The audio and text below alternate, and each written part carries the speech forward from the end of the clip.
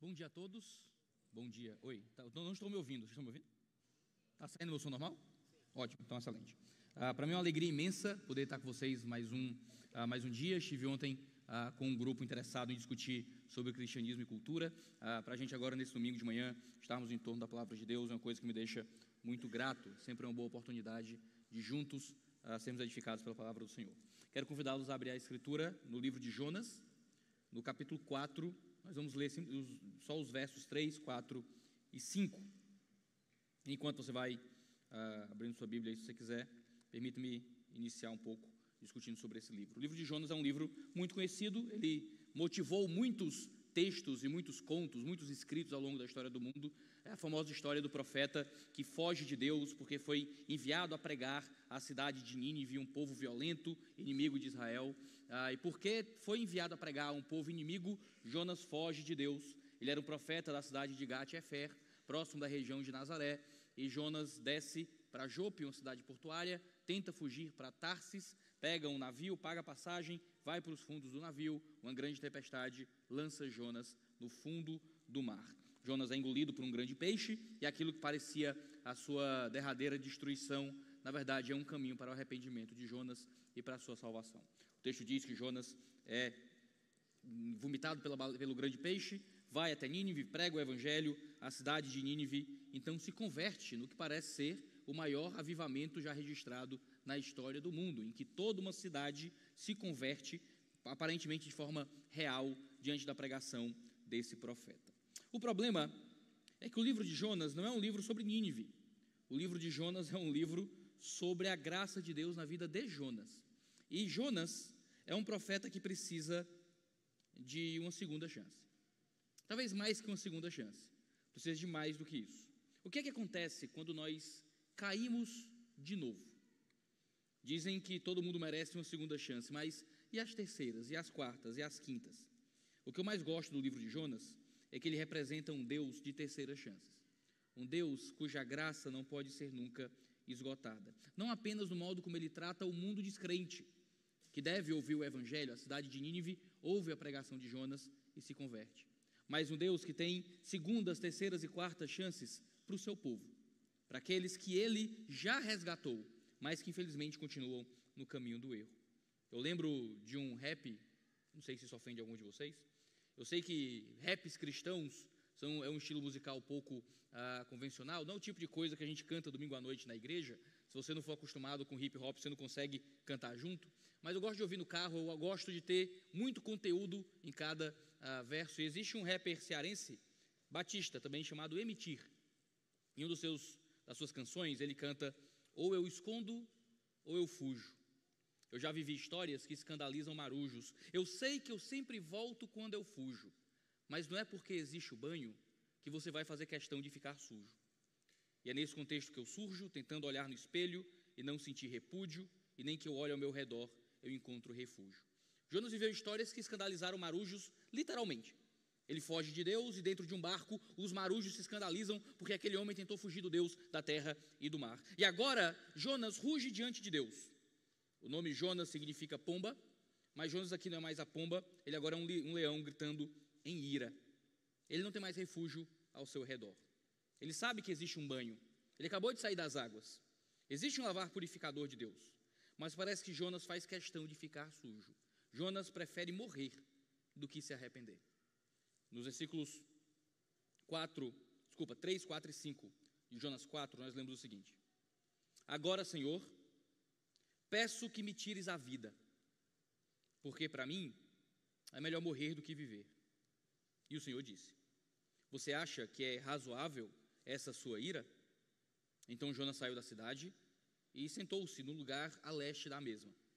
Ali construiu um abrigo, sentou-se na sombra para ver o que aconteceria com aquela cidade. Jonas é um profeta chateado porque os inimigos creram. Geralmente nós lamentamos que aqueles que ouvem a nossa pregação não creiam, mas Jonas não queria que os ninivitas se convertessem. Não queria por uma série de motivos. Jonas está em profundo sofrimento. Jonas tem um sofrimento que leva ira para o seu coração, mas um sofrimento e uma ira absolutamente justificados. Por que é que Jonas quer morrer? Jonas quer morrer porque os seus inimigos foram salvos. Então, os israelitas que lutavam contra os assírios nunca seriam vingados. Agora, aquele povo ímpio e maligno, conhecido por serem terroristas, um tipo de Hamas do mundo antigo, agora teria perdão e salvação. Jonas não queria o perdão daquele povo, Jonas queria vingança. E a vingança não viria mais. Jonas também está com raiva porque provavelmente a sua reputação e prestígio dentre os seus compatriotas seria diminuídos.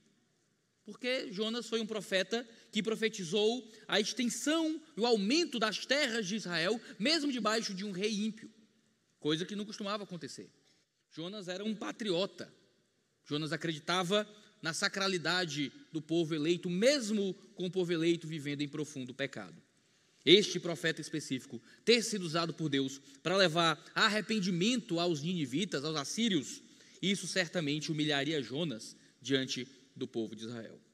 Diante disso, Jonas pede para morrer. E isso é muito sério. Pedir para morrer, pedir para que Deus o mate, é uma coisa séria, a gente não brinca com isso.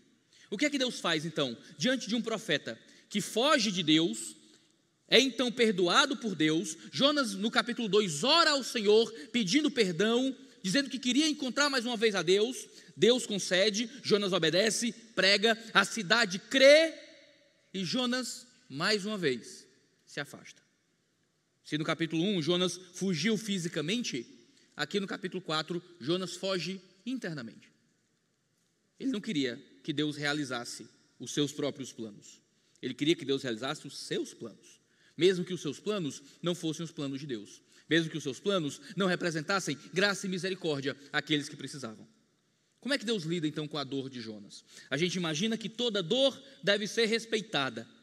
Vivemos em uma cultura de empatia e, claro, muitas vezes o nosso pecado é o pecado de não sentir a dor do outro. A Escritura diz para chorarmos com quem chora. Deveríamos ter um coração mais empático. Mas algumas dores devem encontrar, não imediatamente essa empatia, mas um tipo de correção e repreensão. Algumas dores são injustas. A dor não é soberana. O que você sente não descreve necessariamente como as coisas são. Deus responde Jonas, e o que Deus diz é: você acha que é razoável a sua ira? Deixa eu falar com muito cuidado isso aqui. Às vezes as nossas dores não deveriam ser respeitadas. Muitas vezes o que Deus faz é desconsiderar aquilo que dói em nós. Porque a dor, às vezes, não vem simplesmente de um sofrimento que a vida impõe sobre as nossas costas. Às vezes a dor não vem porque estamos passando pela vida e enfrentando as intempéries de um mundo que caiu no pecado. Às vezes a dor não vem por causa de uma doença, não vem por causa de um conflito familiar. Às vezes a dor vem por causa do nosso pecado. E sofremos não porque Deus impõe sofrimento sobre nós. Sofremos porque não conseguimos sentir as coisas da forma como Deus intenta que sintamos. Sofremos porque somos egoístas. Sofremos porque somos iracundos. Sofremos porque somos preguiçosos. Sofremos porque somos vingativos. Sofremos porque construímos com as nossas próprias mãos uma dor absolutamente justificada. E aí culpamos a Deus. Eu preferia morrer do que viver, de Deus impor isso sobre mim. A resposta de Deus é: Jonas, você não tem motivo para ter raiva, Jonas. É a última coisa que você quer ouvir quando você está com raiva, né? Não tinha motivo para você estar com raiva. Mas eu estou com raiva. Mas eu estou triste. Mas eu quero, de fato, dar cabo da minha própria existência. Jonas não queria mais viver. E Deus não chega para Jonas com uma conversa terapêutica, por mais que haja utilidade disso em alguns momentos. Deus não trata Jonas como alguém que está enfrentando depressão. Deus trata Jonas como alguém que está enfrentando o seu pecado. Às vezes, nós estamos tentando resolver na terapia problemas que deveriam ser resolvidos na cruz. Às vezes, nós tentamos resolver com remédio psiquiátrico problemas que surgiram em nós porque nós não paramos de fugir do Senhor no nosso coração. Veja, eu acredito em remédio psiquiátrico. Você toma qual? Eu conto quais que eu tomo, se você contar o que você toma, certo? Eu acredito em terapia, eu acredito em tudo isso. Eu não sou desses pastores anti-psicologia. Às vezes você precisa de ajuda terapêutica, normal, tranquilo. O problema é que a gente às vezes tem achado que o nosso sentimento de que a nossa a nossa dor interna sempre é por causa de alguma questão genética, é um trauma da infância, é como meus pais me criaram. Pode ser, mas sabe o que também pode ser? Pode ser o Jonas que está aí dentro.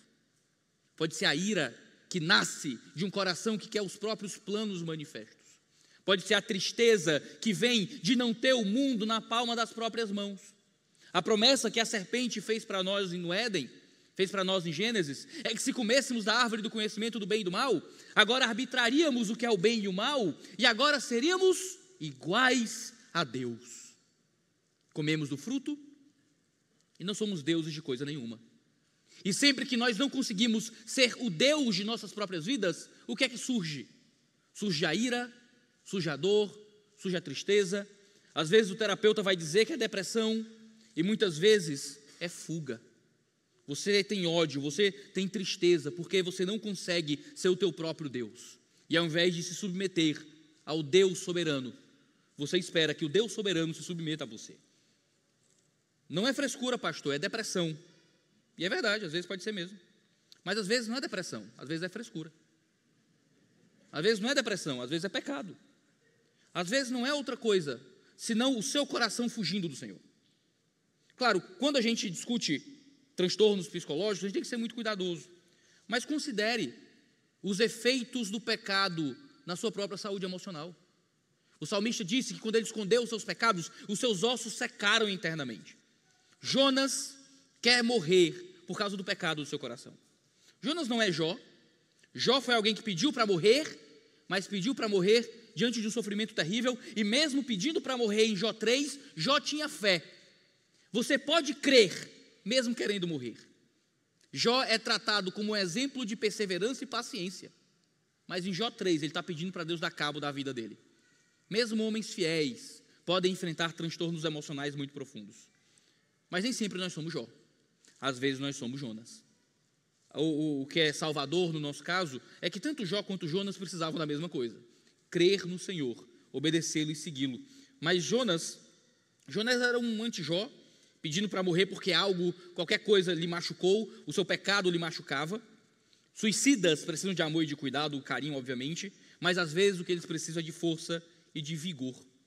É importante que o nosso cuidado com quem sofre possa ser um cuidado sensível, mas o cuidado que temos com quem sofre é o cuidado inteligente, que percebe que muitas vezes o sofrimento vem de um lugar de pecado. Os seus sofrimentos não são soberanos. A sua tristeza não é redentiva. Nós não acreditamos que os nossos maus sentimentos é que redimem o nosso coração do nosso pecado. Você pode estar triste,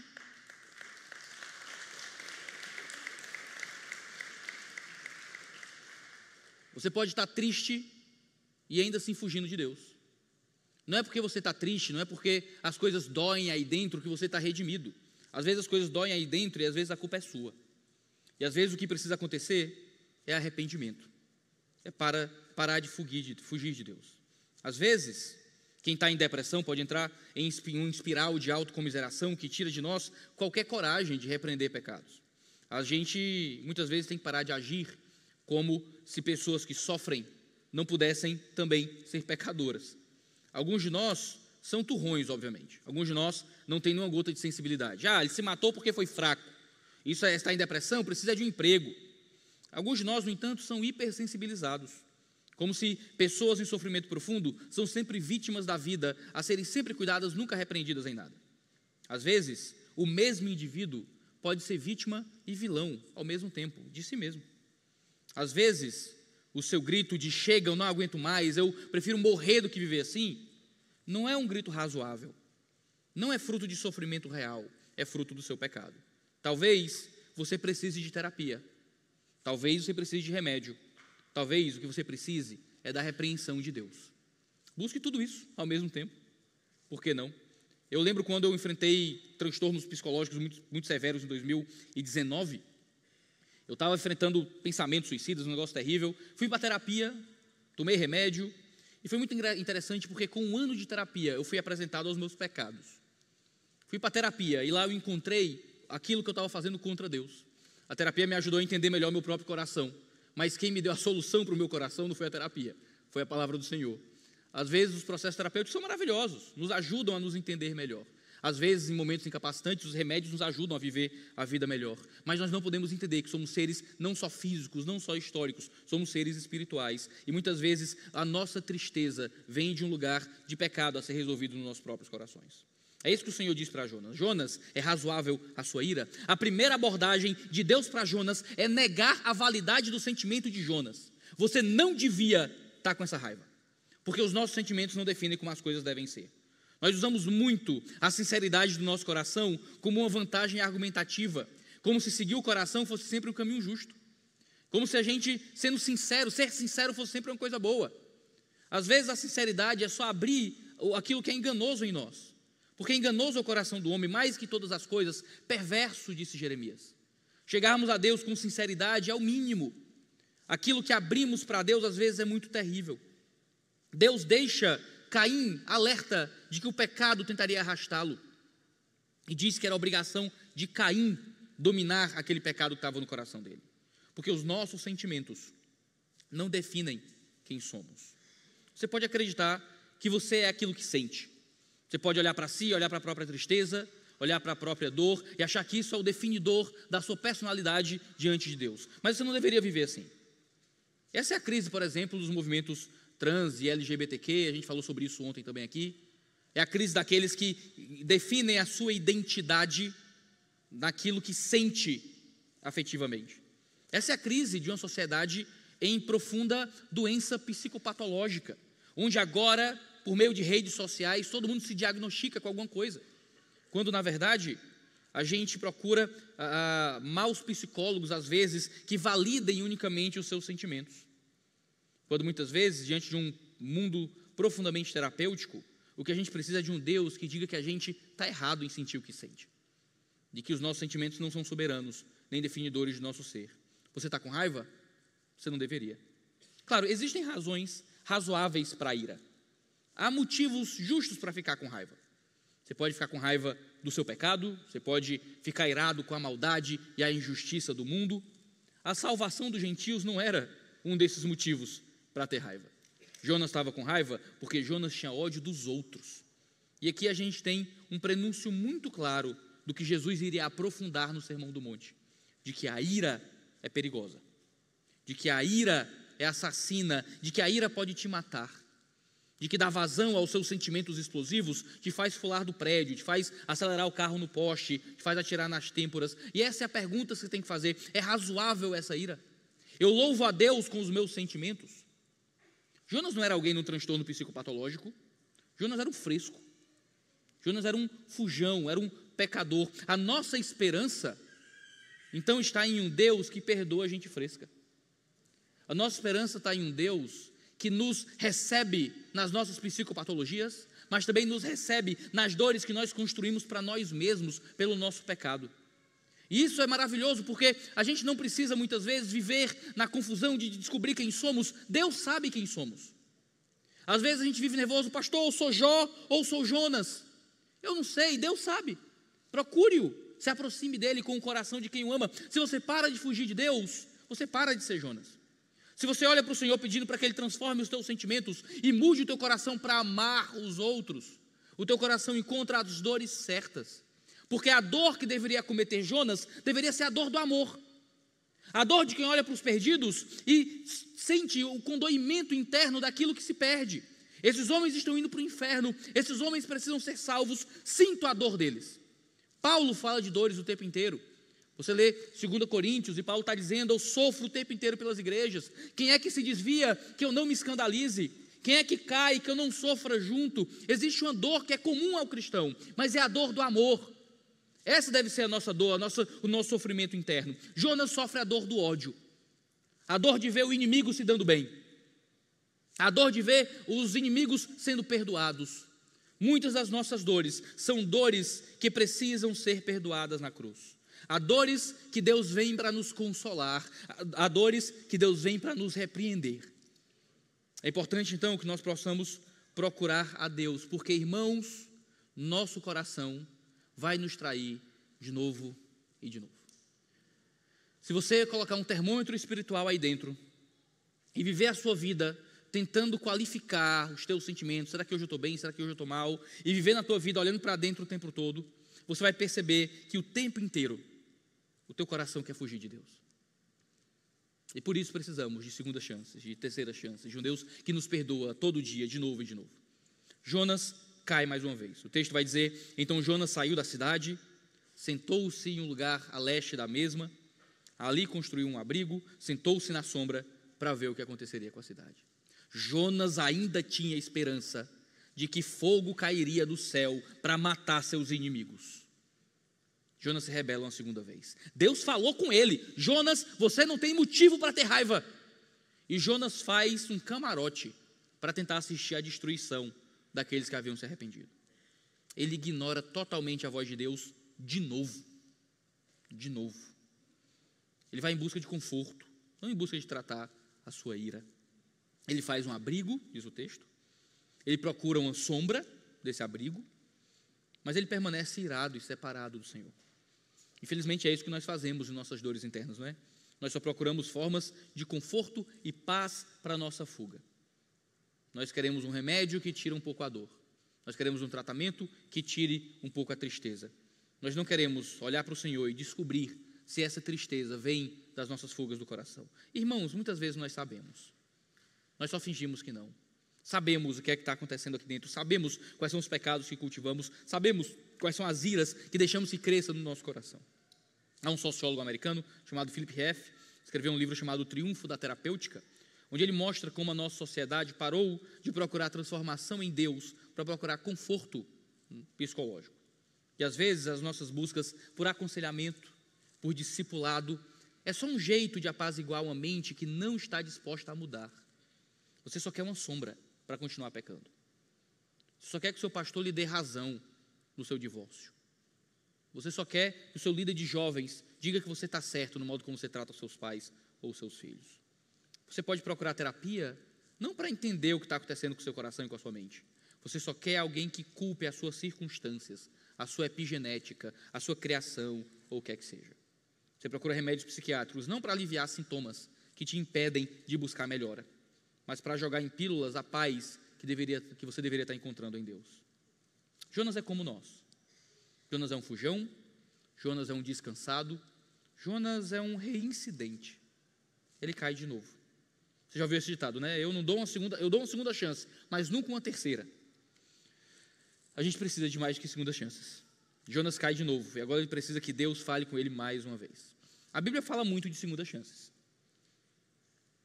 Mas às vezes a gente não consegue visualizar o que vem depois disso. A parábola não fala do que acontece se o filho pródigo foi embora de novo. A parábola não fala da ovelha perdida que abandona as outras 99 pela quinta vez. A Bíblia não fala sobre a moeda que insiste em sumir. Mas essa era a realidade de Jonas, essa é a nossa realidade. Porque nós não mudamos rápido. Quando falamos das dores do nosso coração e das iras que estão no nosso interior, a gente sabe que essa batalha é uma batalha sendo travada por muito tempo.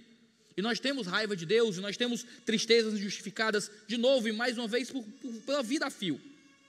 Não mudamos rápido, caímos insistentemente. O que nos salva é saber que Deus é mais insistente do que nós. O que nos salva é que nós temos um Senhor que se alegra em largar as 99 de novo, a fim de nos buscar mais uma vez. Pena que sejamos tão hipócritas. Pena que você briga com a sua mulher toda semana, você vê pornografia de tempos em tempos, mas o adicto que cai mais uma vez, você diz que não é crente. O cara que beija outro cara, depois de um ano vindo para a igreja, vencendo esse pecado, você quer a exclusão sumária. A pessoa que, sabe, você tem paciência com você mesmo, mas você não olha para os pecados dos outros com a mesma graça que você recebe. Você quer ser o Jonas, perdoado de novo, mas você não quer que Nínive encontre o seu perdão. Quantas vezes eu devo perdoar meu irmão, pastor? Até 7 vezes? A resposta de Jesus é que você perdoa infinitamente. 70 vezes 7. Porque essa é a graça que você recebeu. Porque esse é o perdão que Ele te dá. O perdão que Ele diz para que nós fornecemos aos outros, perdoe seu irmão 70 vezes 7 todos os dias, é a graça que nós recebemos do Deus vivo. Pastor, se eu dou esse perdão, eu vou ser feito de besta, pastor. Como é que eu vou perdoar uma pessoa tantas vezes assim? E isso mostra como é que você enxerga o perdão de Deus. Você enxerga que Deus não pode te perdoar tanto assim. Sabe, você está fazendo Deus de besta por acaso? E muitos de nós lutamos contra esse mau sentimento. A nossa tristeza, a nossa dor vem da ideia de que Deus não pode nos perdoar. Deus não pode olhar para mim com graça. Não tem como Ele olhar para mim, caindo tantas vezes, errando tantas vezes, e me receber. Ele não pode, eu não mereço. Você tem razão, você não merece. Mas há um Deus que tem uma graça absolutamente insistente. Uma graça que vai de novo em nossa busca. Deus trata Jonas de novo e mais uma vez, porque a graça dele insiste. Muitas vezes falhamos em perdoar os outros, porque falhamos em entender o tamanho do perdão que nós recebemos.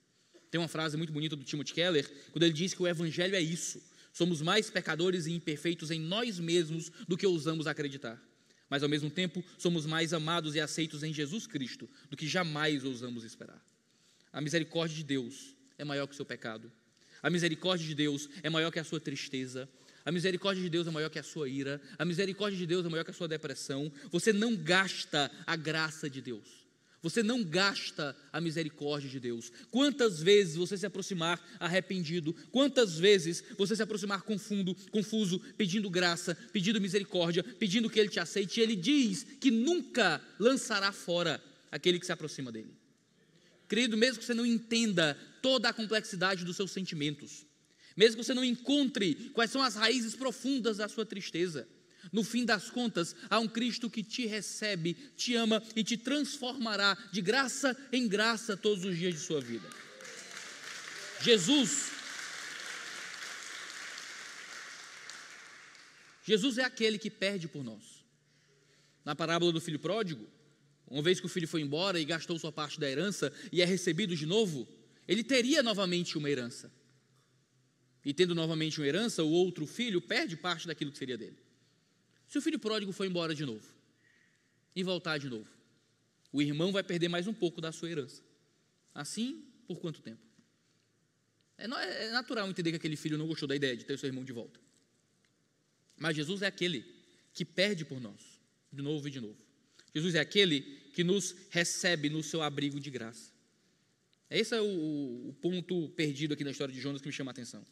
O esforço de Jonas para tentar ver a destruição de Nínive é notável. Ele vai até leste, constrói um abrigo, se senta na sombra, mas esse abrigo aqui é intrigante. A barraca que Jonas faz é uma sucá. No grego no hebraico é justamente isso que está escrito ali.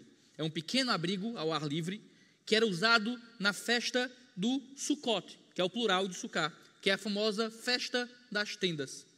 É justamente a festa que surge junto da Páscoa e do Pentecostes.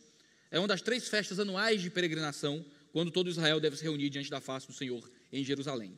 Deus ordena que durante a festa das tendas, Israel receba os gentios e os estrangeiros dentro dos seus portões, incluindo os escravos. Zacarias profetiza que nos últimos dias, as pessoas das nações que uma vez se reuniram em torno de Jerusalém para sitiá-la, iriam se reunir agora para celebrar a festa das tendas e se regozijar no Senhor junto de Israel. A imagem de Jonas, o filho de Israel, sentado sozinho, queimando de raiva em sua própria Sucote, em sua própria Sucá, fora da cidade dos gentios, é uma reversão daquilo que deveria ser a vida de Israel. É um lembrete dessa imagem escatológica. Jonas, por sua conta própria, gostaria de derrubar e impedir a escatologia bíblica.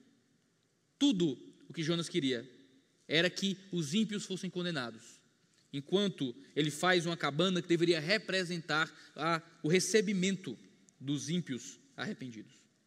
A nossa esperança, irmãos, é saber que nós adoramos um Deus muito melhor do que Jonas. Como profeta, Jonas não representou idealmente aquilo que Jesus veio para fazer em nós. Porque enquanto Jonas senta nessa Sucote, nessa barraca, para celebrar e desejar a morte dos gentios, nós temos um Cristo que nos recebe em sua tenda, que nos recebe em sua casa. E nós, como gentios, podemos encontrar o caminho da redenção. O Senhor é bom para com todos, diz o Salmo 145. A sua compaixão alcança todas as criaturas. Irmãos, Deus tem uma casa grande. Deus tem preparado cada vez mais moradas, e essa deve ser a nossa casa no trato com os outros, não a barraca de Jonas, mas as moradas de Deus, que oferece a todos o caminho de redenção e de salvação. A igreja, então, deve ser esse lugar para receber os arrependidos, acolher os complicados e os imperfeitos, por meio de uma graça que oferece perdão de novo e mais uma vez. Irmãos, se nós queremos, então, sermos servos do Deus das terceiras chances, nós precisamos primeiro oferecer isso para os outros. Sermos uma igreja que é paciente com os arrependidos. Uma igreja que oferece a quem está em volta o caminho do perdão e do arrependimento de novo e de novo, mesmo que isso cobre insistência de novo e de novo. Se queremos ser servos do Deus das terceiras chances, precisamos ignorar as mentiras do diabo que dizem para nós que essa graça não é para a gente. Uma graça que pode ser para os outros, mas uma graça que você nunca vai conseguir tomar posse. Não peque, fuja do pecado, abandone os seus erros, mas caso você peque, há um advogado nos céus, pronto para perdoá-lo e recebê-lo mais uma vez.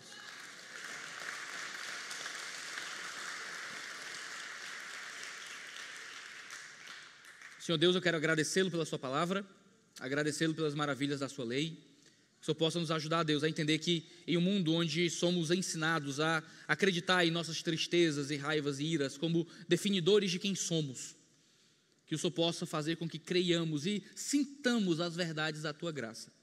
A verdade de que mesmo com os nossos pecados e erros, mesmo com as nossas muitas falhas, o Senhor continua nos recebendo e nos amando.